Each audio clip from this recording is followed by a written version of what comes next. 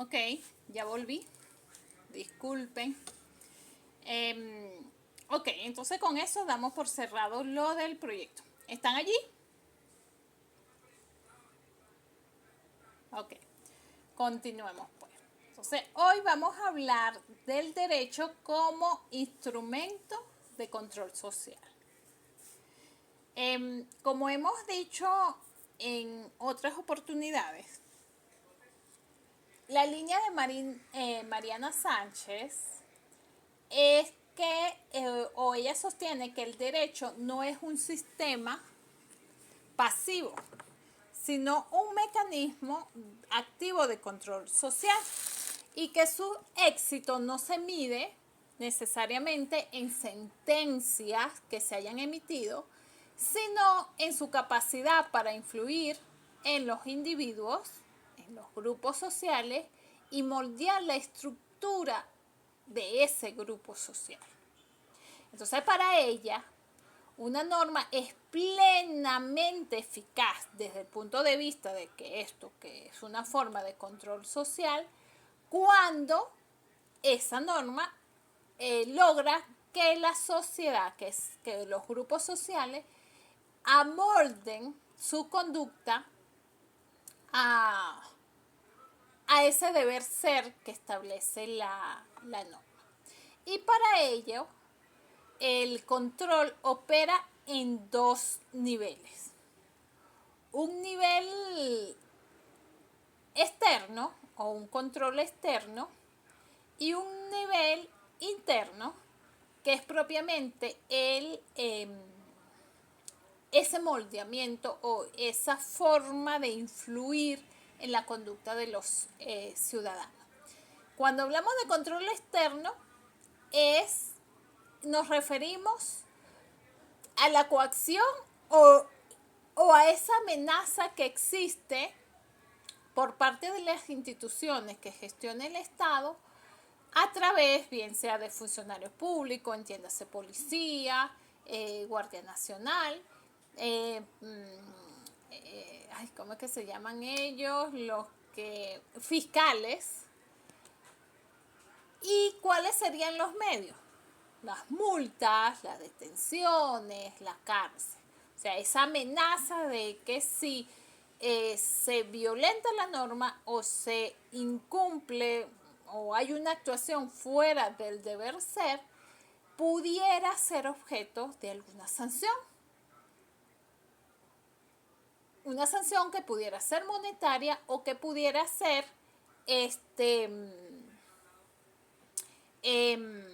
de limitación de la libertad.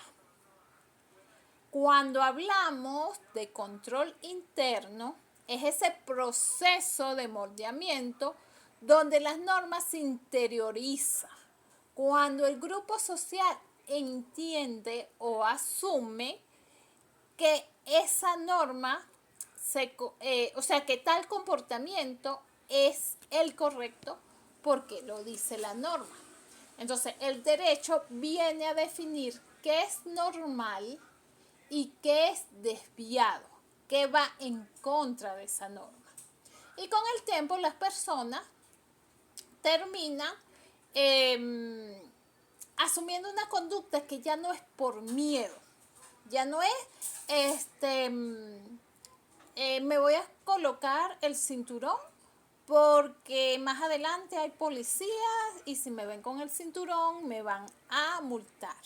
Ya cuando se da este control interno de las normas, lo hacen es porque la persona sabe que usar el cinturón es una garantía para su seguridad. La multa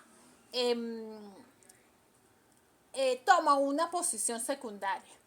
O sea, eso no me importa. A mí me importa más es estar segura. Y el estar seguro es estar sostenido por el cinturón. Entonces, esa es la única forma de actuar que asumen las personas. Entonces, cuando hablamos de un control externo, en las normas como control externo, es porque esas normas implican una amenaza de sanción, que es a través de diferentes funcionarios, sean policías, fiscales, Guardia Nacional, que me van a imponer una multa o me van a detener. En cambio, cuando hablamos de las normas como control interno, es porque esa norma es capaz de moldear la concepción sobre la conducta que debe asumir la persona. Y termina entendiendo y aceptando que ese comportamiento que te indique la norma es el correcto y por tanto lo hace no por miedo ya, sino porque está convencido que eso es lo correcto. ¿Me siguen? Sí. Ok. En ese sentido, entonces el derecho no solo viene a regular, sino que también, como nos dice Sánchez, le va a otorgar prestigio a ese control social. Ya no se ve el control social como una forma de manipulación o una forma de que tiene un segundo objetivo y que ese segundo objetivo es como malicioso. No se entra en ese plano, sino que se habla de convertir un interés particular en un poder que va a permitir que ese grupo social alcance lo que conocemos como bien común. En la medida que cada individuo se comporte de una determinada forma, en esa misma medida toda la sociedad, todo el grupo social va a estar mejor. Entonces así el derecho viene a legitimar esas relaciones de poder, porque al final la ley es una manifestación de poder, como estábamos hablando en una de las clases pasadas. El Estado, a través de la Asamblea Nacional, manifiesta el poder de imponer una determinada conducta so pena de ser castigado. O sea, si no se cumple esa conducta que se está estableciendo en la ley, pues la misma ley, la misma Asamblea Nacional establece cuál va a ser el castigo. Entonces, cuando lo vemos así, desde la sociología jurídica,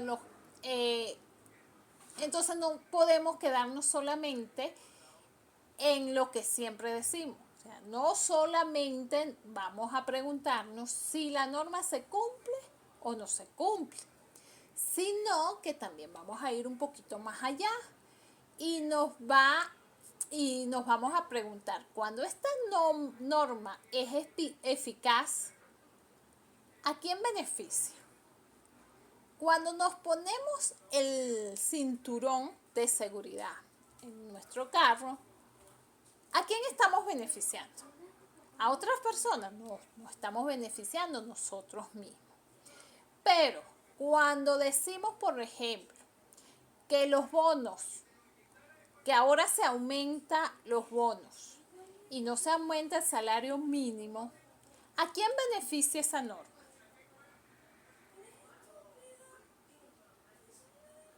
Pregunto. Al sector público. Pudiera ser, porque no se están aumentando los pasivos, que ya es una deuda bastante grande que tiene el Estado con sus trabajadores, jubilados y ex trabajadores. ¿A quién más estaría beneficiando esa norma? Al ciudadano. ¿Tú crees que al ciudadano le beneficia que aumenten por medio de bonos? Aumentar por bonos de... ¿Perdón?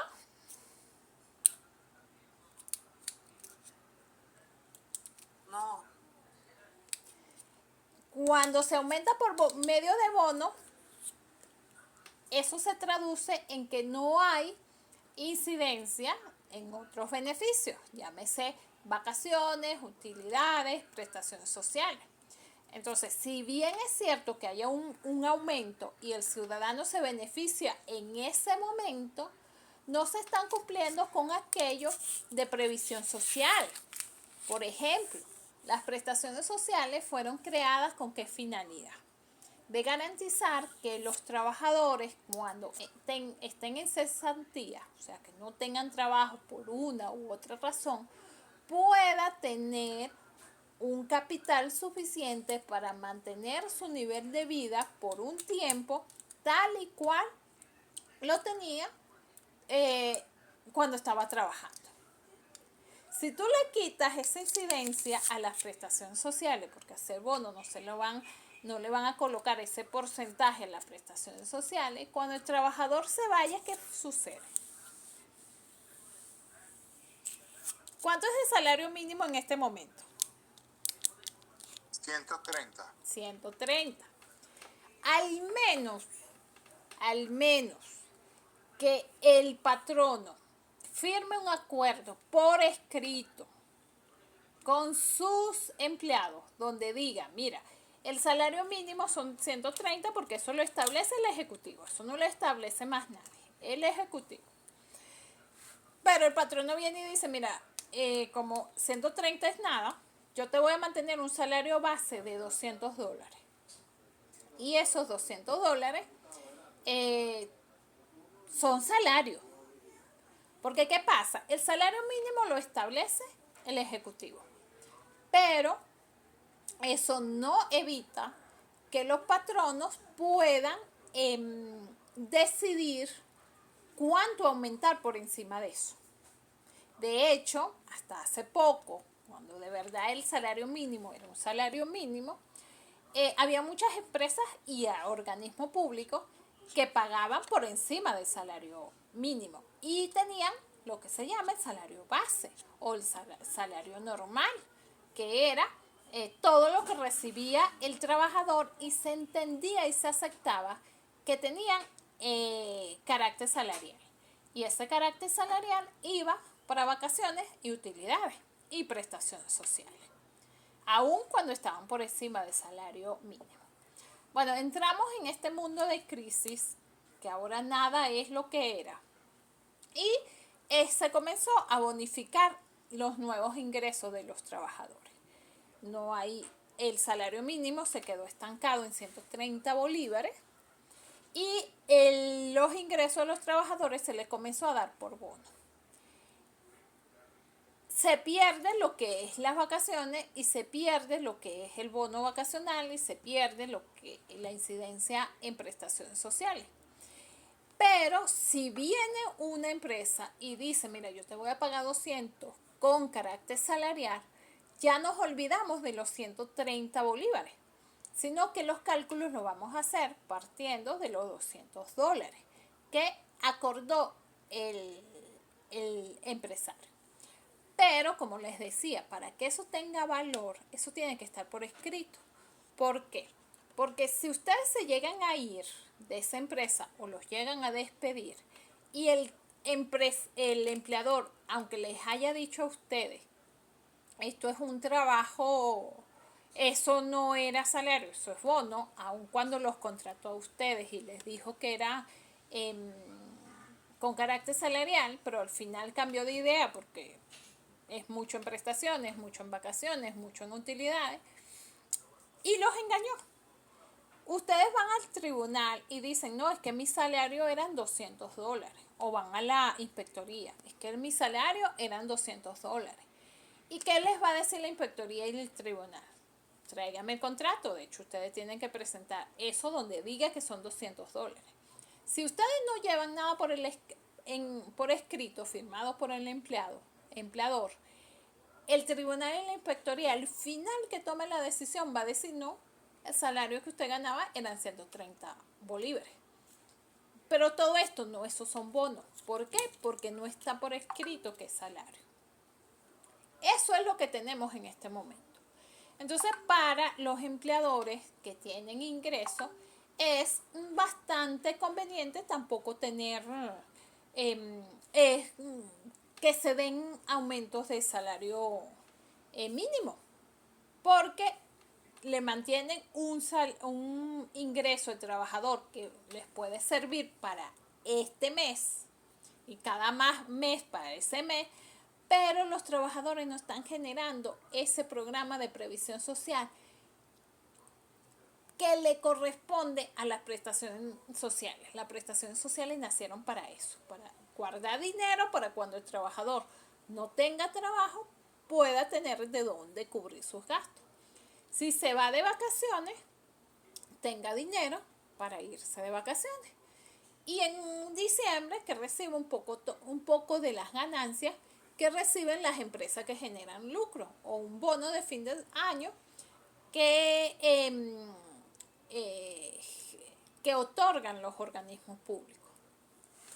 Eso no está pasando en este momento. Entonces, como bien dice Ángel, eso es beneficioso para los organismos públicos, en este caso para el Estado, porque ya sabemos que el Estado es el mayor empleador en Venezuela.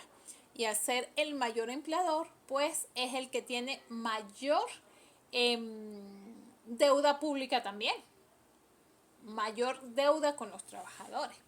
Pero también es beneficioso para las empresas porque no tienen que preocuparse por esa cantidad que mes a mes tenían que hacer apartados para que cuando el trabajador se fuera o se fuera de vacaciones o llegara a diciembre, pagarles sin que eso le afectara a sus finanzas. Entonces, en este caso, pues sí, hay intereses que van a beneficiar a un grupo y van a perjudicar a otro grupo. Entonces, en este caso, la ley genera ese beneficio, en este caso, para los empresarios y los organismos públicos, para el que tenga que pagar beneficios. Y como les decía, la norma, como moldea conducta, se hemos pasado, no sé si ustedes lo recuerdan, pero pasamos de lo que les estaba explicando, de que teníamos un salario a un determinado monto con incidencia en prestaciones y utilidades, a un momento en que no tenemos salario, porque no podemos pensar que 130 bolívares es un salario, eso es un pasaje interno aquí en Caracas, por tanto no es salario, pero se le sigue llamando salario. ¿Y por qué se va aceptando? Porque en algún momento ese decreto ejecutivo por el salario mínimo, pues logró su prestigio. Todos nos acostumbramos en algún momento que el Ejecutivo decretara un salario mínimo. Y eso llevó también a sus problemas, a sus implicaciones jurídicas y sociales, pero se aceptó como el mínimo aceptable. Vino el boom petrolero, vino muchos ingresos por la renta petrolera, se dieron muchos bonos, se aumentaron mucho los salarios, había muchas fuentes de trabajo, estoy hablando por allá en el 2008 aproximadamente. Y bueno, entramos en una burbujita económica financiera en Venezuela, que todo esto era posible. Entonces allí había una tendencia que era todo lo contrario a lo que hoy es. Ahorita nada de salario, al menos que esté por escrito. En aquel momento todo era salario, todo. Y cuando le digo todo, es todo. Llegaron al punto de establecer, y pueden revisar la Ley Orgánica del Trabajo, porque ese es uno de los problemas que tenemos en Venezuela, que nos olvidamos que la historia es cíclica, que lo que vivimos en algún momento lo podemos vivir luego, que la economía tiene su sub y baja, y que en función de eso no se pueden tomar decisiones, sino que deben ser como muy pensadas, con mucho llamado a tierra. El 2012 se reforma la Ley Orgánica del Trabajo. ¿Y qué se establece en la Ley Orgánica del Trabajo? Que todo pago frecuente es salario, todo. Incluso la propina. ¿Qué es la propina? ¿Saben lo que es la propina? Sí, un ingreso extra que se da a favor de algún servicio y es a potestad del cliente. Ajá, justamente esa es la clave, Emily. El cliente. ¿El cliente es el dueño de la empresa? No, No, ¿verdad? Pues resulta no. ser que con esa ley a la empresa se le obligó a que por cada propina que recibiera esos trabajadores tenía una incidencia en su vacaciones, utilidad y prestaciones. ¿Qué les parece eso? Yo tengo mucho dinero, voy a almorzar y dejo $1,000 de propina. En aquel momento, ojo, para que vean cómo cambiamos nuestra realidad de una forma dependiendo de las circunstancias. Por eso es que en Venezuela no hay seguridad jurídica, porque aquí dependemos, es como de momentos, de modas. Ajá, voy a un restaurante, tú, Emily, Profe, ¿sí? incluso se veía reflejado anteriormente en la factura. Exacto. De hecho, una de las razones por las que eso comenzó a eliminarse, ya no se veía en la factura, en muchos lugares se sigue, no se ve, es por eso. Antes era voluntario de cada, bueno, siempre ha sido voluntario, si uno paga o no paga. Pero las empresas, los restaurantes, hacían como un pote en algunos, porque otros a quien le daban su propina se la quedaba quien se la daba. Pero en los restaurantes más grandes, ellos hacían un pote. Y colocaban ahí todo o llevaban una cuenta por si lo pagaban por tarjeta, donde iban todas las propinas. Y al finalizar la semana, ellos se repartían en partes iguales la propina entre los que prestaron el servicio, todos. Mesoneros, cocineros, todo lo que estuvieron en esa cadena de servicio. Y allí no había problema, pues. El cliente daba su dinero, ellos se lo repartían. Cuando venimos de este boom, que fuimos muy ricos en el 2008, bueno, a nuestras autoridades se le ocurre que todo tiene que ser salario. Y como todo tiene que ser salario, incluso tiene que ser salario el dinero de otras personas. ¿Y quién va a cargar con esa incidencia de esos $1,000 que yo le dejé a un mesonero del restaurante de Emily, yo vengo $1,000, dejo ahí, se lo dejo a Juan, el mesonero. Y Emily es quien le paga vacaciones, prestaciones y utilidades. Emily, cuando vaya a hacer su contabilidad, tenía que incluir que Juan se ganó $1,000 en solo propina. Y todo eso le iba a tener una incidencia en esos conceptos. ¿Qué piensas de eso, Emily? Profe, es injusto porque cómo controla el gasto, cómo yo como dueño de empresa controlo ese gasto que es impredecible, porque va a quedar libre. Por supuesto. Y eso que puedes terminar, y es que no es solamente Juan, Emily. Está María, está Alejandro y está Coromoto, que también son mesoneros. Y a ellos le dejó otros 500, otro le volvió a dejar 1,000 y así. ¿Y eres tú, Emily? ¿O eras tú? Y eres tú, según la ley hoy día, porque eso está vigente, que eres tú, Emily, como dueña de ese restaurante, quien tenía que pagar esa incidencia de la propina de un dinero que no va a entrar en tus ganancias. Porque diferente hubiese sido que diga la ley, toda propina recibida en un restaurante entra en la contabilidad de la empresa y la empresa tiene que gestionar ese dinero de forma tal que le pague un porcentaje a los mesoneros.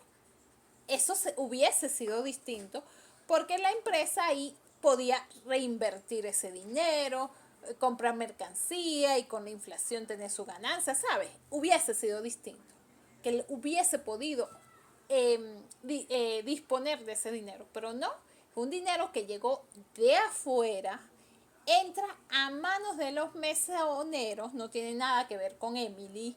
Emily ni siquiera ve esos billetes, pero es Emily el que tiene que sacar de su finanza para pagarle partiendo de esos $1,000, vacaciones, utilidades y prestaciones sociales.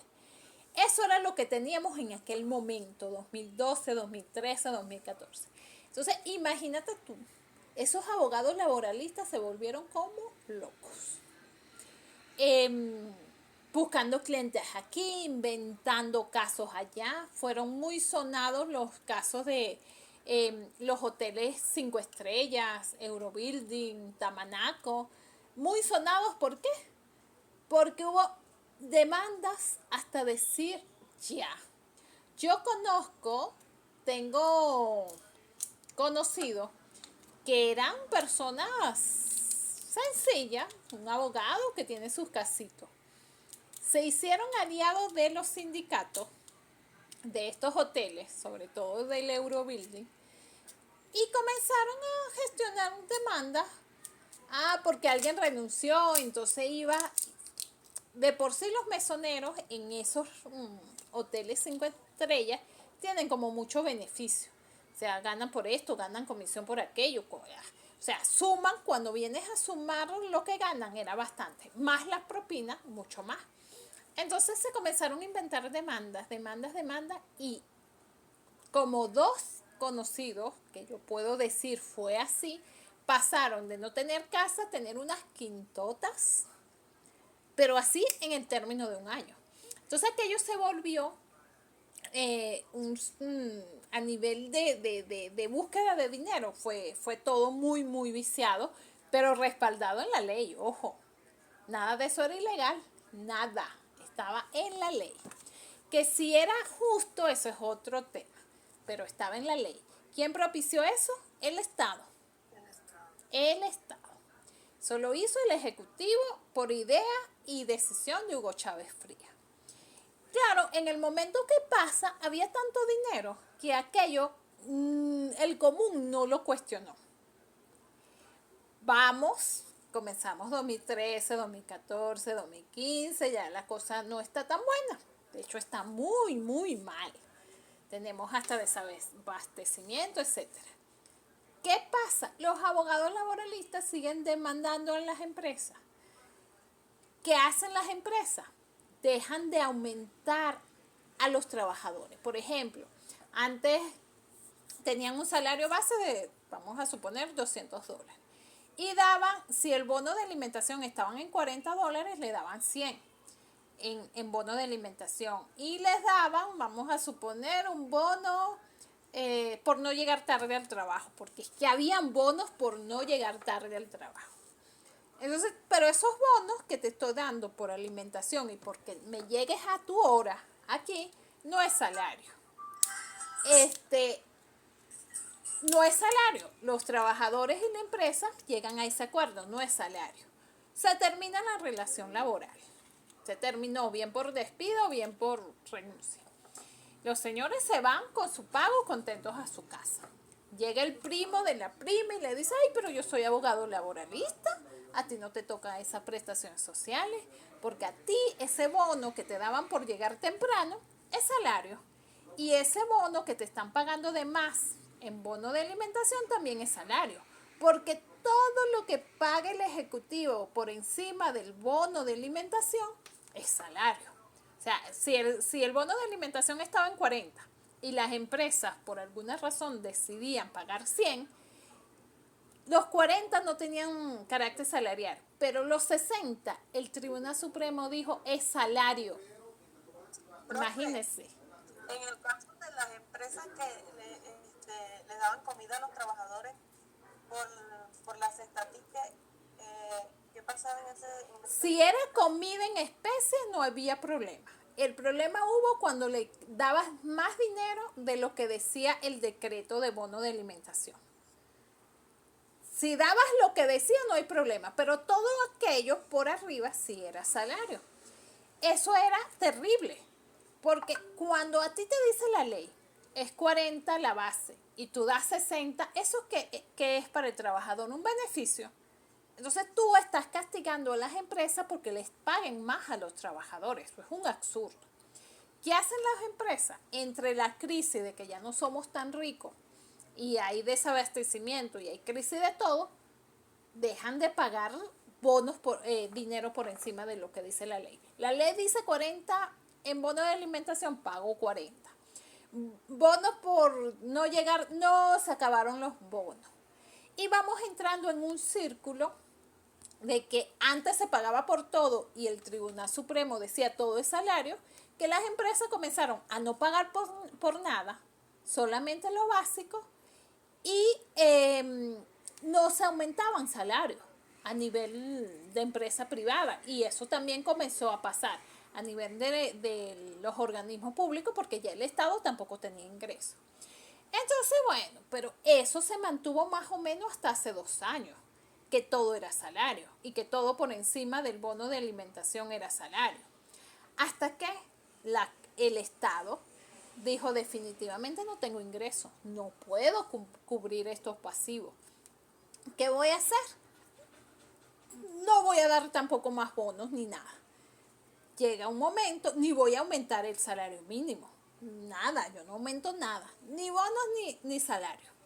Entonces comienza la presión social, que no, que el salario mínimo debe aumentar, y comienza la presión. Por ahí nos fuimos como 2 años.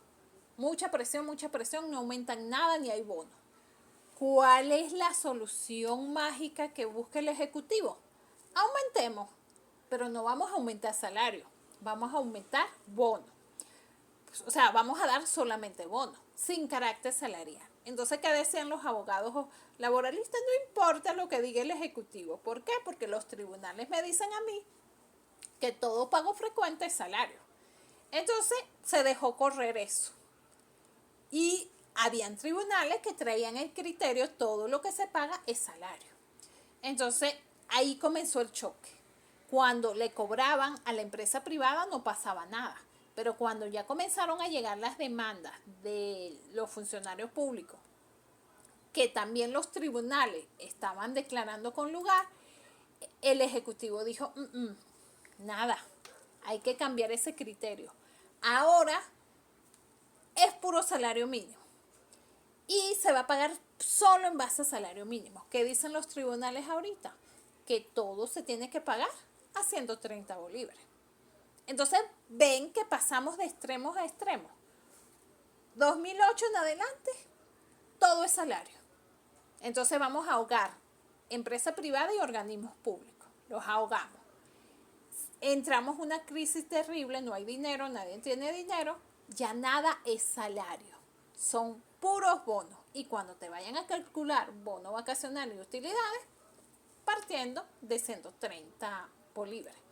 ¿Qué ha hecho los trabajadores? Bueno, hasta este año es que estamos viendo protestas y reclamos partiendo de eso. Pero el año pasado pasamos casi que, o sea, no eran movimientos organizados. Eso es salario mínimo, es salario mínimo.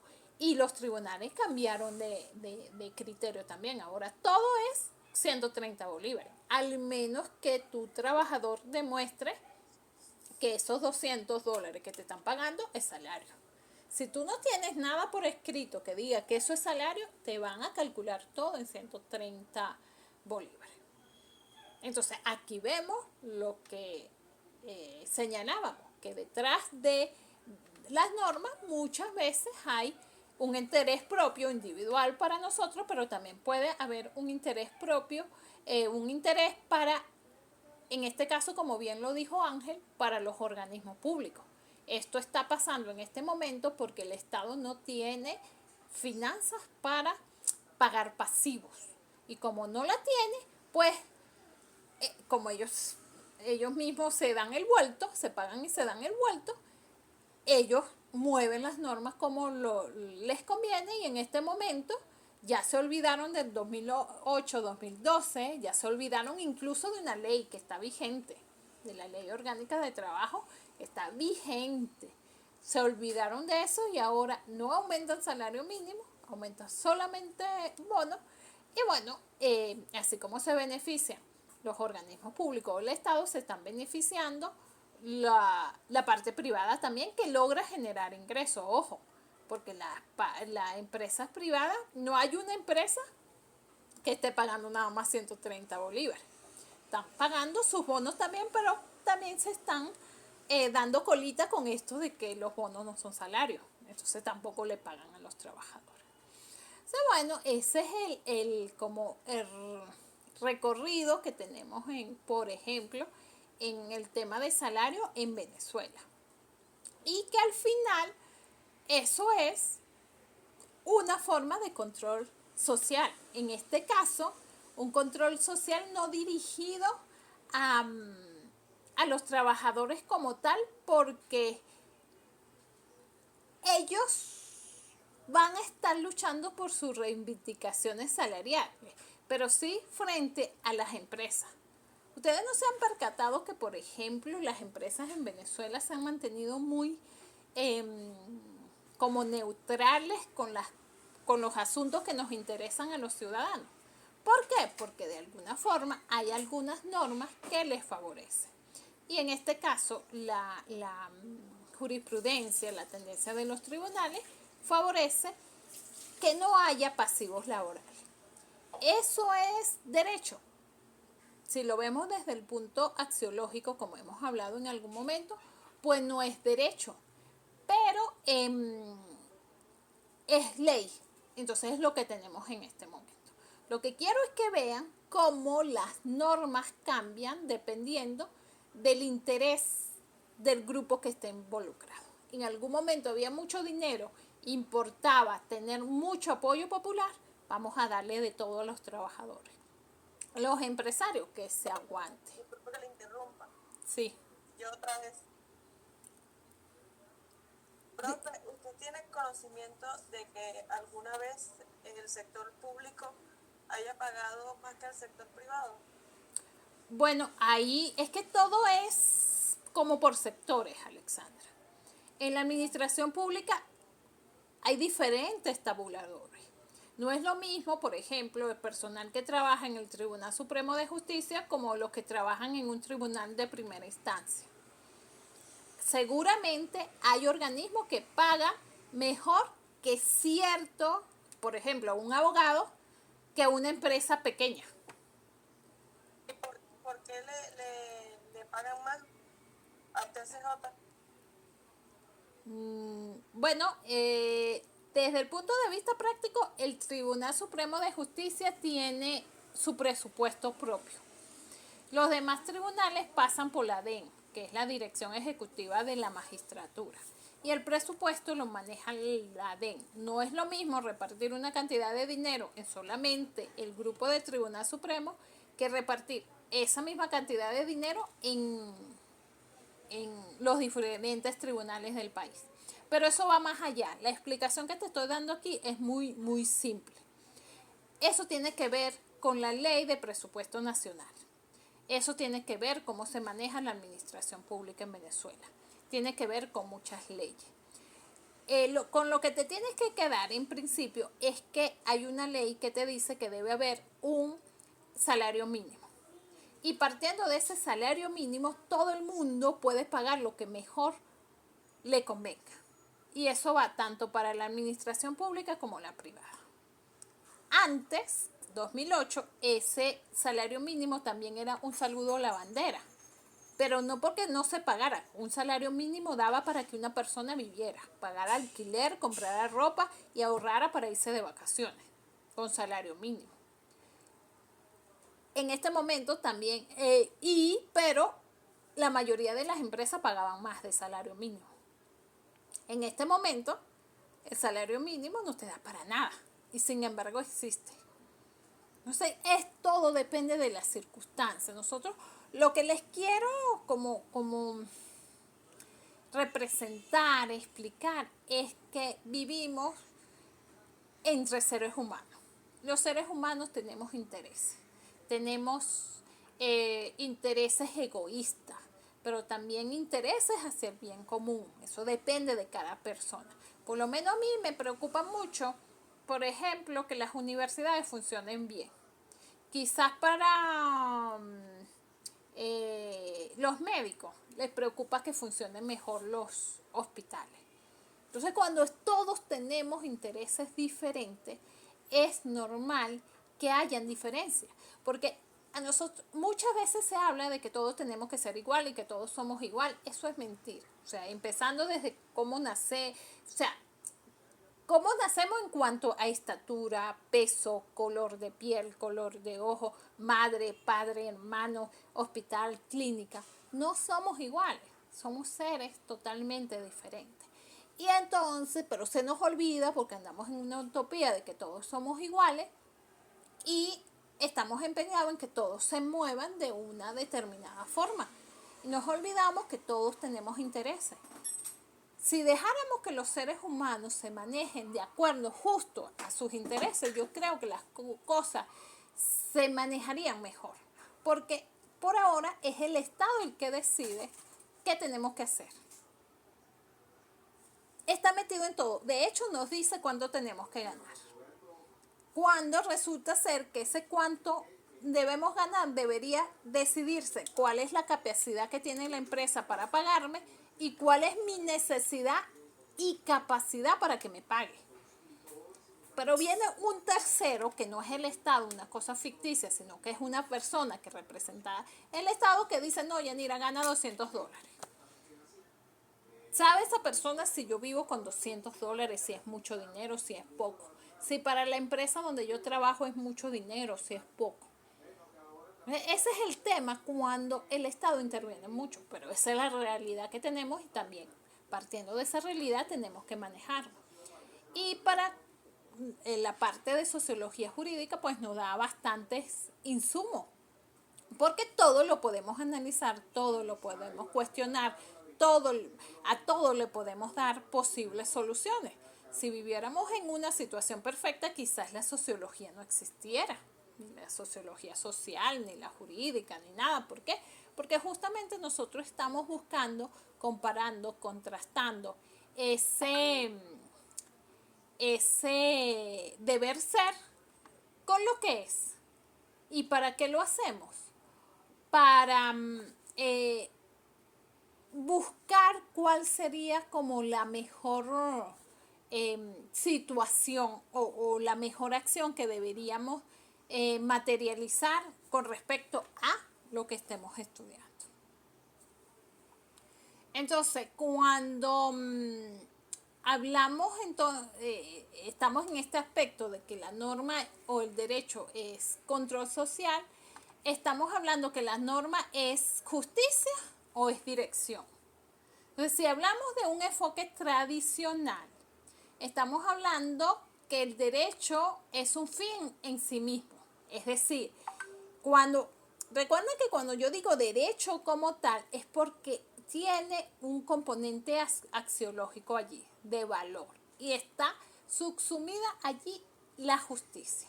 Si no hay justicia, no hay derecho. ¿Ok?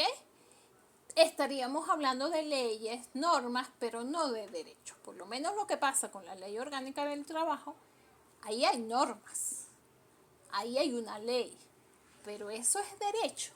Si nos vamos por el enfoque tradicional, no. ¿Por qué? Porque no está el componente de la justicia social. De la justicia. Si nos vamos por el enfoque de control social, entonces estamos hablando de la norma como una herramienta de dirección. Entonces, en este caso, las normas no sería el fin que se busca, sino el medio para lograrlo.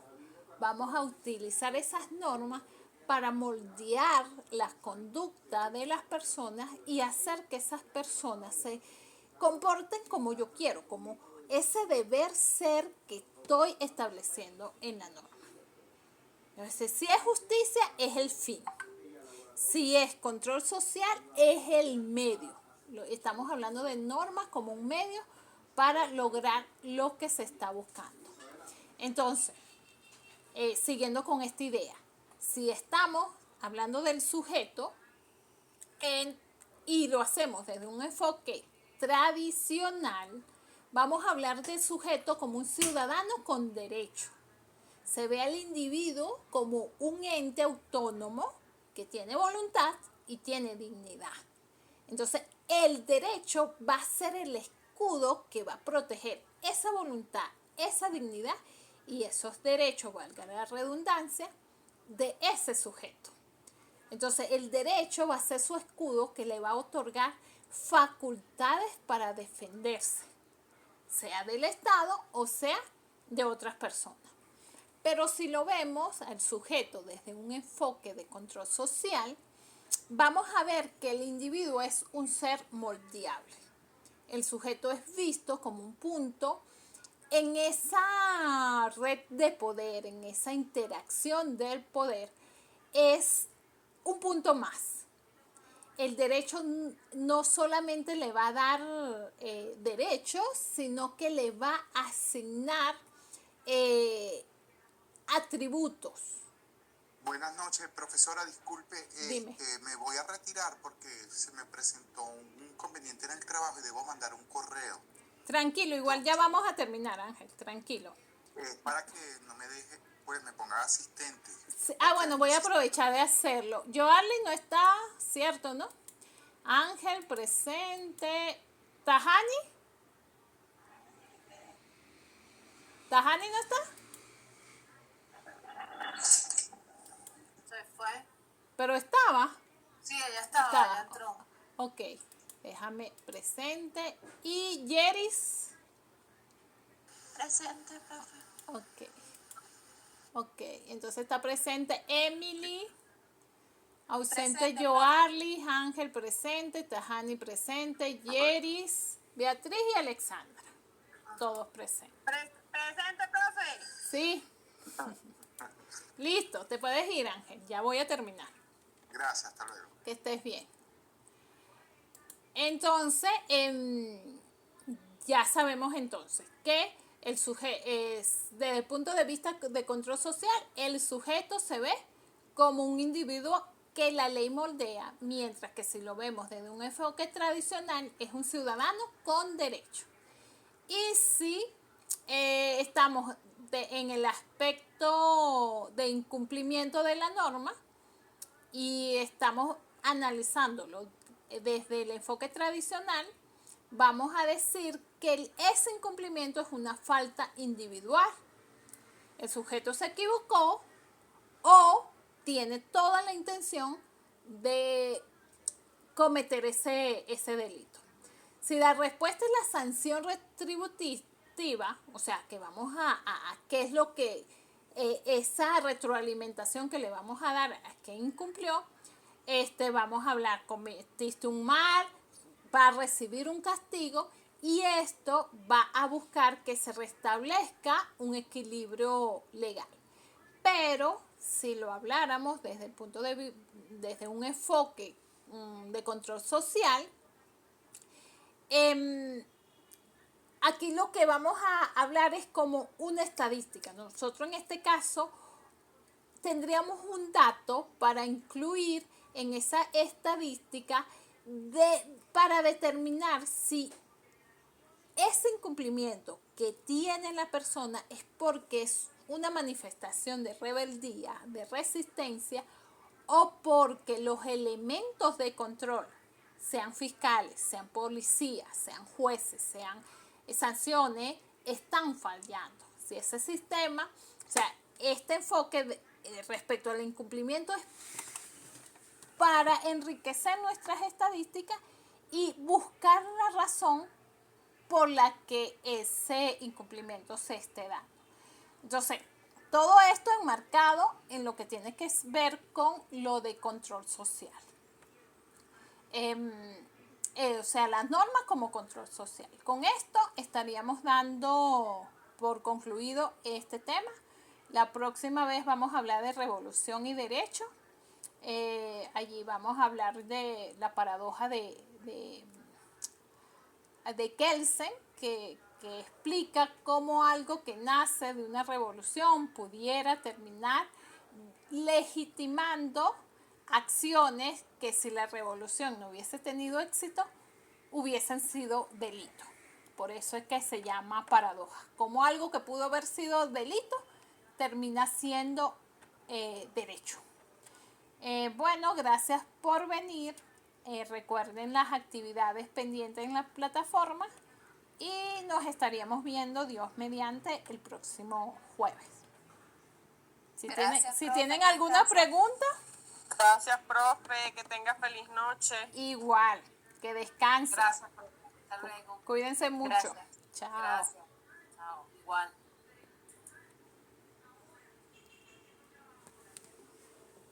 Bueno.